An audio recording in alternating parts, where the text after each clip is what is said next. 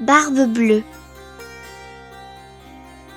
Il était une fois, dans un petit village entouré de grandes forêts, un homme mystérieux que tout le monde appelait Barbe Bleue. Sa barbe n'était pas comme les autres, elle était d'un bleu-violet très étrange, ce qui lui donnait un air un peu inquiétant. Il vivait dans un immense château tout au bout du village, un château si grand et si vieux que personne ne savait vraiment ce qu'il y avait dedans. On racontait beaucoup d'histoires sur Barbe Bleue, surtout sur ses anciennes épouses, mais personne ne savait vraiment ce qu'il était devenu d'elles. Les villageois murmuraient entre eux, un peu effrayés, et personne n'osait poser de questions à cet homme au regard sombre. Un jour, Barbe Bleue vint demander la main d'une jeune fille gentille et douce, qui s'appelait Marie. Marie venait d'une famille simple et pauvre, mais elle avait un grand cœur et beaucoup d'espoir. Même si elle avait entendu les rumeurs sur Barbe Bleue, elle décida de l'épouser, pensant qu'elle pourrait être heureuse avec lui. Le jour du mariage, toute la petite ville se rassembla, curieuse et un peu inquiète. Puis, Marie partit vivre avec Barbe Bleue dans son énorme château. Au début, tout semblait calme et même un peu magique. Il y avait de grandes pièces décorées de tapisseries brillantes, des meubles magnifiques, des tableaux mystérieux et des jardins pleins de fleurs colorées. Mais Barbe Bleue donna à Marie une seule règle à suivre. Elle pouvait ouvrir toutes les portes du château, sauf une seule. Cette porte-là était toute petite, au bout d'un long couloir sombre, et elle était fermée à clé. « Tu dois promettre de ne jamais ouvrir cette porte, » lui dit Barbe Bleue d'une voix grave. « Cette pièce est interdite. » Marie promit, même si au fond d'elle, la curiosité commençait à grandir.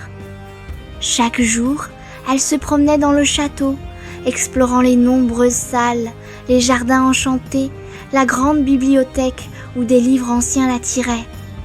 Mais elle ne pouvait s'empêcher de penser à cette porte fermée, mystérieuse et interdite.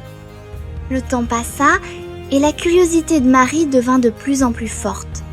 Elle se demandait ce qu'il pouvait bien y avoir derrière cette porte secrète. Tous les habitants du village lui avaient raconté des histoires effrayantes sur Barbe Bleue, mais elle ne voulait pas y croire. Elle voulait penser que son mari était bon, même s'il lui demandait de ne jamais ouvrir cette porte. Un soir, alors que Barbe Bleue était partie loin, Marie sentit que le moment était venu. Son cœur battait très fort, mais elle prit la clé en or, la tourna lentement dans la serrure et ouvrit doucement la porte interdite. Ce qu'elle vit la fit frissonner. La pièce était sombre et froide, et il y avait là des choses terribles. Au fond de la salle, elle aperçut des coffres fermés, et quand elle les ouvrit, elle découvrit que ces coffres contenaient les secrets les plus sombres, des objets appartenant aux anciennes épouses de Barbe Bleue, et pire encore, elle vit qu'elles avaient disparu pour toujours. Marie sentit son courage faiblir, mais elle referma la porte très vite. En voulant remettre la clé dans sa poche, elle se rendit compte qu'elle était tachée de sang rouge vif. Elle essaya d'effacer cette tache, mais elle ne partait pas. C'était comme un terrible secret collé à cette clé. Quand Barbe Bleue rentra ce soir-là, il vit tout de suite la clé tachée.